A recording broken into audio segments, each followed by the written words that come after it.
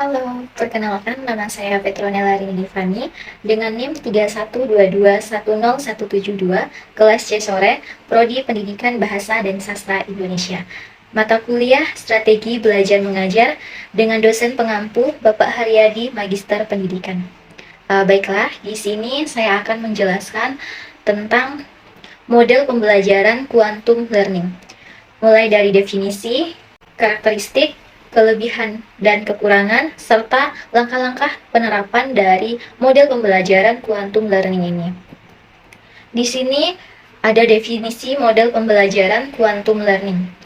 Model quantum learning adalah model pembelajaran yang mendukung keterlibatan siswa dengan berfokus pada aspek emosional, fisik, intelektual, dan sosialnya. Hal ini melibatkan teknik seperti bermain peran, permainan, gerak fisik, visualisasi, dan penggunaan berbagai alat pembelajaran yang beragam. Tujuannya adalah untuk menciptakan pengalaman belajar yang lebih mendalam, bermakna, kreatif, dan menyenangkan bagi siswa, sekaligus meningkatkan motivasi dan pemahamannya. Model pembelajaran ini menganggap bahwa pembelajaran bukan hanya tentang penyerapan informasi, tetapi juga melibatkan seluruh diri siswa dalam proses pembelajaran. Jadi dapat kita lihat dan dari definisi model pembelajaran quantum learning ini, yaitu bagaimana keterlibatan siswa dalam berfokus pada aspek emosionalnya, fisik, dan intelektualnya, serta mereka harus dituntut kreatif dalam pembelajaran agar tidak pasif. Kita lanjut pada slide selanjutnya tentang karakteristik quantum learning. Di sini beberapa karakteristik model pembelajaran quantum learning sebagai berikut. Yang pertama ada aktif dan partisipatif, di mana di sini quantum learning itu mendorong siswa untuk terlibat aktif dalam pembelajarannya dengan melakukan aktivitas yang mendukung pemahaman mereka. Jadi dalam poin aktif dan partisipasi ini mendukung siswa dalam pemahaman agar mereka itu ikut terlibat ketika dalam pembelajaran dan tetap aktif, agar materi yang telah dijelaskan oleh guru dapat mereka pahami dengan baik. Yang kedua itu adalah lingkungan positif, di mana berfokus pada penciptaan lingkungan belajar yang positif dan mendukung sehingga siswa merasa aman untuk berkontribusi. Poin yang ketiga ada visualisasi. Gunakan visualisasi dan gambar untuk membantu siswa memahami konsep yang kompleks. Jadi di sini harus disertakan dengan visualisasi, memberikan variasi dalam belajar siswa agar siswa itu tidak mudah bosan ketika belajar. Yang keempat, ada kerja kelompok. Di sini mendorong kolaborasi dan kerja kelompok sebagai sarana pembelajaran. Jadi dalam arti mendorong kolaborasi itu adalah mendorong kerjasama antar kelompok. Bagaimana mereka dapat belajar aktif, belajar bersama-sama dalam mengerjakan materi yang telah diberikan. Yang kelima itu ada aktivitas fisik. Gabungkan aktivitas fisik untuk membantu siswa tetap aktif dan terlibat. Jadi mereka itu didorong untuk tetap aktif agar tidak partisipasif. Dan keenam, pengalaman bermakna. Fokus pada pembelajaran yang relevan dan bermakna bagi siswa, sehingga apa yang telah dipelajari oleh mereka dapat mereka terapkan dalam kehidupan sehari-hari, bukan hanya dipelajari waktu di sekolah saja, melainkan mereka itu bisa menerapkannya dalam kehidupan mereka sehari-hari.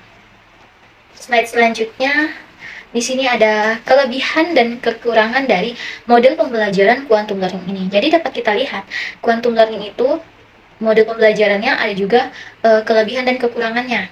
Di sini saya akan membahas satu persatu. Yang pertama itu ada kelebihan pembelajaran quantum learning. Dalam pembelajaran quantum learning ini memiliki beberapa kelebihan atau keunggulan. Yang pertama itu meningkatkan interaksi. Di sini memungkinkan interaksi aktif antar guru, siswa, dan sesama siswa sehingga meningkatkan keterlibatan dalam pembelajaran, agar ketika suasana pembelajaran itu tidak serasa sepi, melainkan mereka tetap aktif dan bekerja sama. Yang B, menggabungkan gaya belajar yang berbeda. Beradaptasi dengan gaya belajar siswa yang berbeda, seperti visual, pendengaran, dan kinestetiknya. Yang C, menekankan pada pemahaman, di mana di sini mendorong pemahaman mendalam dan penerapan konsep, bukan sekedar hafalan. Jadi mereka bukan hanya menghafal, tapi juga harus menerapkan konsep-konsep yang telah dipelajari. Yang D, mengembangkan kemampuan kreatif. Mendorong siswa berpikir kreatif dan mencari solusi masalah dalam menyelesaikan masalah.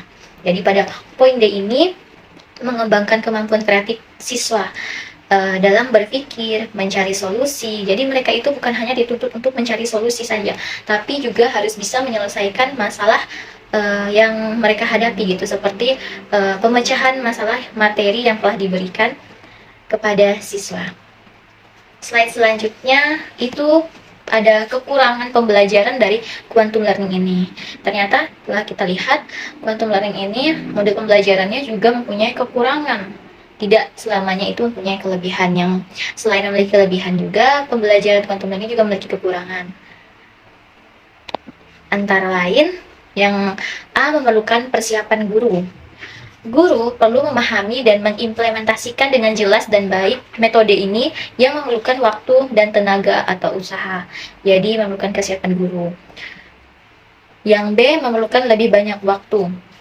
Proses untuk pembelajaran quantum learning memerlukan waktu lebih lama dibandingkan metode tradisional.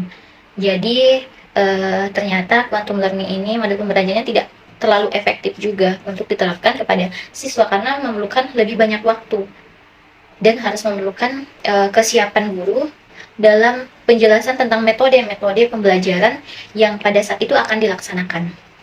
Yang C, tidak cocok untuk semua materi.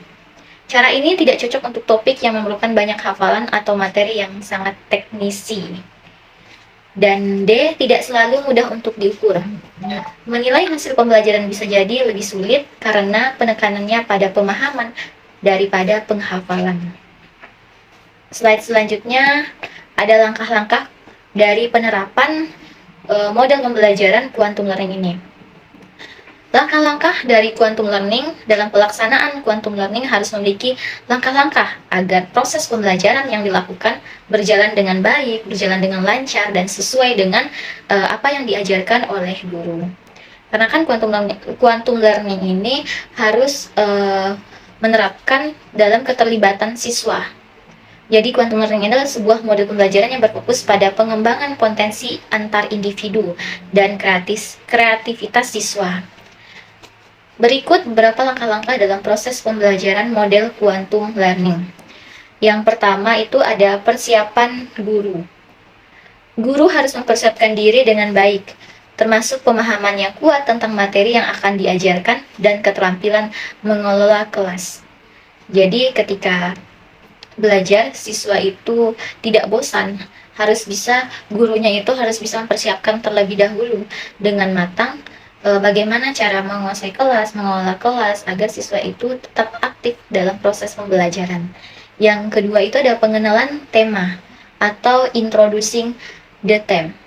Guru memulai pembelajaran dengan memperkenalkan tema atau konsep yang akan diajarkan. Ini dapat dilakukan dengan cara yang menarik perhatian siswa, seperti cerita pendek atau pertanyaan yang merangsang pemikiran mereka. Sehingga ada keterlibatan aktif dalam siswa, sehingga pembelajaran itu semakin menarik dan mudah dipahami serta disalurkan kepada siswa. Yang ketiga, kegiatan awal. Siswa terlibat dalam aktivitas yang dirancang untuk mempersiapkan pikiran mereka untuk pembelajaran. Ini bisa berupa permainan, pertanyaan, atau latihan yang melibatkan kreativitas mereka. Yang keempat, ada penggunaan musik dan gerakan, di mana di sini pembelajaran quantum learning seringkali melibatkan penggunaan musik untuk meningkatkan suasana belajar yang positif serta gerakan fisik yang mengaktifkan otak siswa.